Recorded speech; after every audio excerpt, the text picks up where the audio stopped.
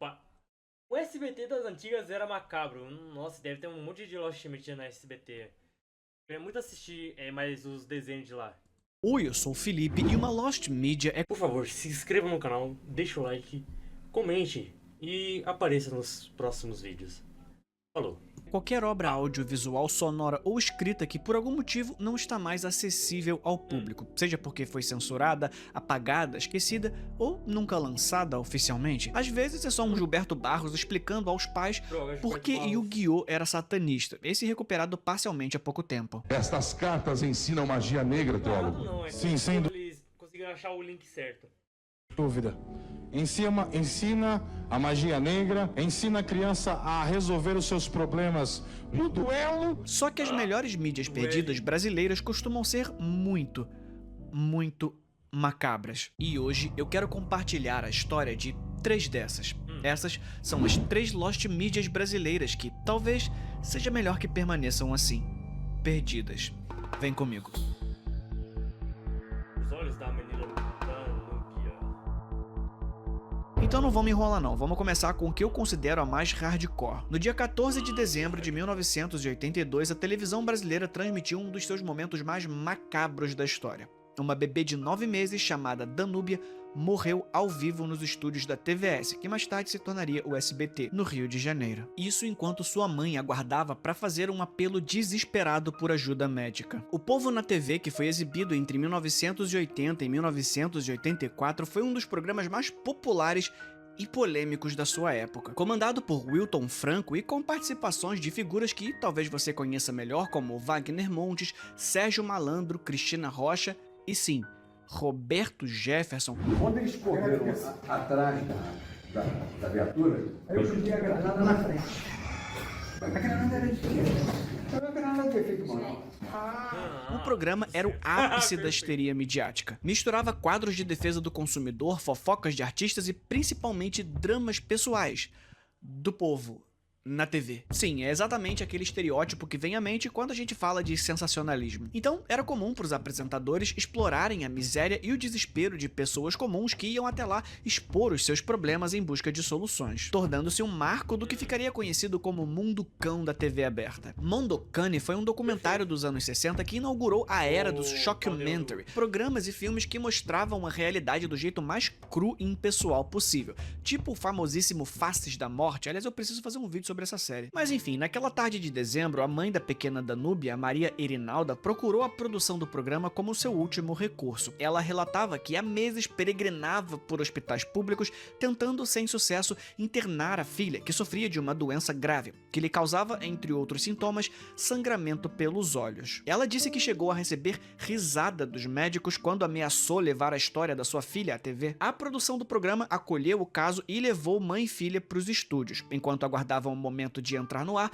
a condição da bebê, que já era extremamente frágil, piorou drasticamente. E assim, isso não é uma defesa do Povo na TV, até porque a verdade não é exatamente muito melhor, mas é preciso esclarecer que criou-se uma lenda sobre essa Lost Media. Alguns lugares afirmam que a morte foi transmitida ao vivo, em tempo real, com closes chocantes nos olhos enfaixados vazando, e não foi exatamente isso que aconteceu. Como é uma Lost Media, eu não vou ter as imagens aqui para te provar, mas o consenso de quem assistiu na época e os jornais que repercutiram o caso é que aconteceu o seguinte: o caso da menina foi anunciado e ficaram rendendo naquele sensacionalismo tradicional. Daí, com 40 minutos no ar, a menina começou a passar mal e uma ambulância foi chamada. Ela foi retirada do estúdio e já no caminho foi declarada morta. O caso, claro, gerou uma onda de indignação e aumentou ainda mais o debate que já vinha rolando sobre a ética na imprensa e, claro, os limites entre o jornalismo e o entretenimento na TV. Jornais da época, como a Folha de São Paulo, numa época que alguém ainda se importava minimamente com a opinião da Folha de São Paulo, criticaram duramente o que chamaram de estranha concepção de povo que o programa apresentava, já que tudo o que fazia era explorar a miséria humana em um desfile das mais variadas manifestações da miséria humana, que faria inveja ao Pátio dos Milagres, em referência aos bairros pobres na Paris dos séculos 16 a 18, onde você encontrava a margem da sociedade. Apesar da repercussão negativa e das críticas por toda parte, o Povo na TV continuou no ar por mais um ano, só que o episódio da morte da Danúbia marcou de sangue o histórico do programa. Dali pra frente, não deu pra recuperar a reputação. Mas esse conceito do programa acabou voltando algum tempo depois no Aqui Agora, quando a emissora já era oficialmente o SBT. E, obviamente, as polêmicas também voltaram, porque foi nesse programa que foi transmitida a nossa segunda Lost Media. A menina se jogou ao vivo. Lançado em 1991, o Aqui Agora revolucionou o jornalismo popular na TV, com o slogan "Um jornal vibrante, uma arma do povo que mostra na TV a vida como ela é". Esse homem encontrou a morte com um tiro no peito. Última parada, povo dá o troco na morte do cobrador.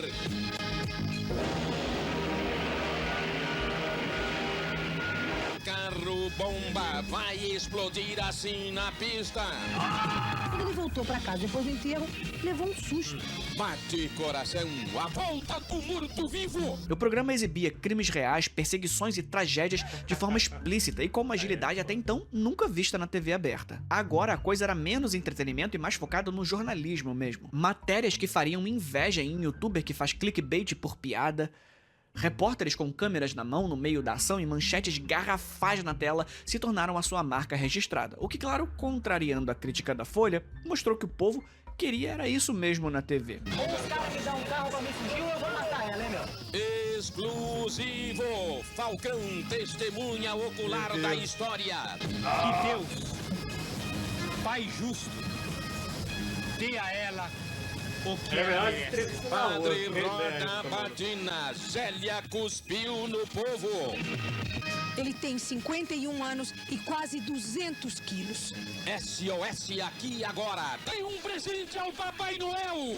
Os altos índices de audiência deixavam bem claro. Em 5 de julho de 1993, Daniele Alves Lopes, de apenas 16 anos, estava na janela do 7º andar de um prédio comercial no centro de São Calma aí, Paulo, calma aí. onde trabalhava Se como joga. recepcionista, ameaçando se jogar. A motivação, segundo relatos da época, seria uma desilusão amorosa. Várias equipes de reportagem, incluindo a do Aqui Agora, chegaram rapidamente ao local, já que era prática comum interceptar o sinal de rádio da polícia para saber onde ir. Enquanto bombeiros tentavam sem sucesso negociar com a adolescente, a câmera do SBT transmitia toda a atenção ao vivo para milhões de lares. Aproveitando a oportunidade, o programa explorou o drama e o suspense naqueles moldes que acontecem até hoje, né? Se lembra do caso da Eloá? Mas enfim, o desfecho foi o mais trágico possível. Daniele se soltou da janela e caiu. A emissora exibiu o momento da queda, cortando a imagem apenas instantes antes do impacto, mas o som do corpo colidindo com o chão foi ouvido claramente pelos telespectadores. A reação foi imediata. A própria imprensa brasileira criticou duramente o SBT pela cobertura sensacionalista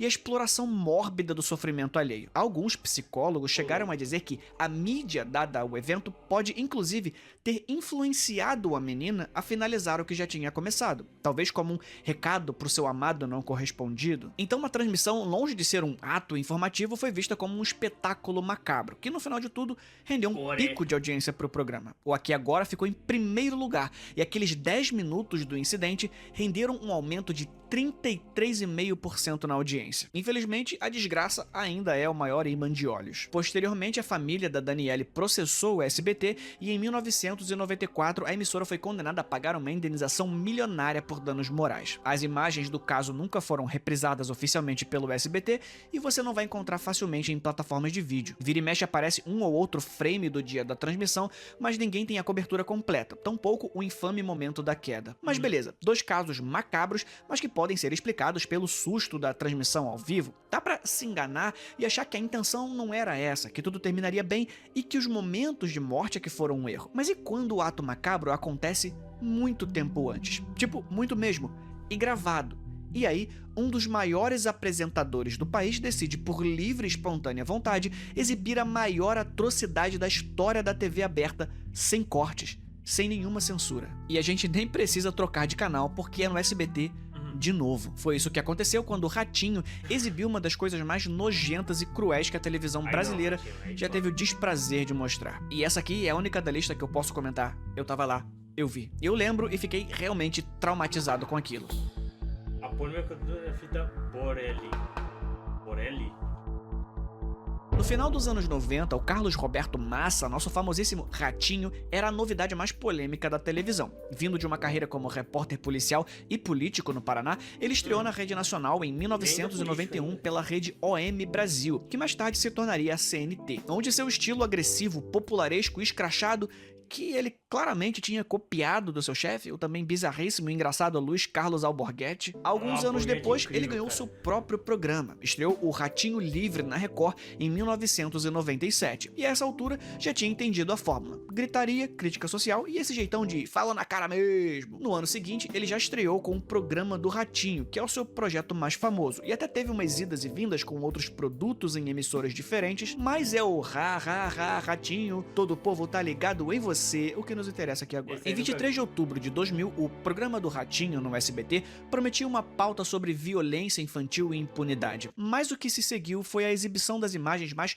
bizarras que alguém poderia reproduzir. Marcelo Borelli e Adilson Dudu eram comparsas no crime, membros de uma quadrilha especializada em grandes assaltos que aterrorizavam o Brasil há anos. Juntos, eles participaram de roubos que mais pareciam coisa de filme, incluindo o meticuloso sequestro do avião da VASP em agosto de 2000, onde roubaram 5 milhões de reais em ouro. Só que, em algum momento, a parceria ruiu. Adilson Dudu, em uma quebra do código de honra do crime, delatou o Borelli e a polícia, fornecendo informações que mais tarde levariam à sua captura e desmantelariam parte dos planos da quadrilha. Para Borelli, a delação tinha sido uma traição pessoal que exigia uma vingança exemplar. Movido pelo ódio, Borelli arquitetou uma vingança de crueldade inimaginável. Como não conseguia encontrar Dudu, não mirou nele diretamente, mas esse é um ponto mais vulnerável. Sua filha de apenas 3 anos.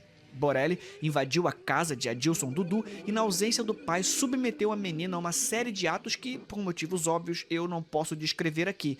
Mas, dado todos os adjetivos nefastos que eu usei até o momento, você já pode imaginar o que esse verme fez. Mas aí você se pergunta, por que tem vídeo dessa crueldade? O motivo para registrar tudo em uma fita de vídeo era a parte central do plano macabro. Borelli pretendia fazer com que a gravação chegasse em Dudu, usando o sofrimento da criança como isca para atraí-lo a um confronto final, um acerto de contas definitivo. Pouco tempo depois de cometer o crime contra a criança, em outubro de 2000, Marcelo Borelli foi preso em São Paulo por porte ilegal de armas e formação de quadrilha. Durante a investigação e apreensão dos seus pertences, a polícia encontrou a fita VHS. O conteúdo chocou até mesmo os policiais. E assim, a fita, que deveria ser uma prova sigilosa em um inquérito, não permaneceu sob custódia por muito tempo. O Programa do Ratinho era amplamente conhecido na época por sua linha editorial sensacionalista e principalmente por ter excelentes fontes dentro das polícias civil e militar. Através de um desses contatos, a produção do programa obteve uma cópia da fita. E assim, na noite de 23 de outubro, o programa foi ao ar com o Ratinho discursando sobre violência e impunidade no Brasil, usando o caso como estopim para criticar a legislação penal. Então, por cerca de 40 segundos, trechos da fita foram exibidos em rede nacional. As imagens, mesmo editadas e com um mínimo de censura, eram macabras o suficiente. E claro, a audiência explodiu. O programa, que marcava uns 20 pontos no Ibope suando antes da exibição, saltou para 32 pontos, um recorde para a emissora no horário. O Brasil parou, chocado e hipnotizado pelo filme de terror que assistia. Mas a estratégia do Ratinho não parou por aí. O caso continuou repercutindo. Mesmo com as críticas, o Ratinho dobrou a aposta. E no dia seguinte, o programa levou a fita a um presídio e exibiu as cenas para os detentos de alta periculosidade, filmando as reações deles. Como se todo o caso já não fosse grotesco o suficiente, virou uma espetacularização bizarra da vingança. Porque o programa não apenas noticiava o crime, mas ativamente incitava a retaliação dentro do sistema prisional, mesmo que o Ratinho tenha negado isso. Mas no seu programa, durante a exibição do vídeo que mostrava os presos assistindo às cenas e sugerindo maneiras de coisas, Marcelo Borelli, os seus ajudantes de palco, incentivavam a plateia a aplaudir. Foi um erro deles, não deviam ter feito isso. Eu não prestei atenção, eu estava concentrado em falar.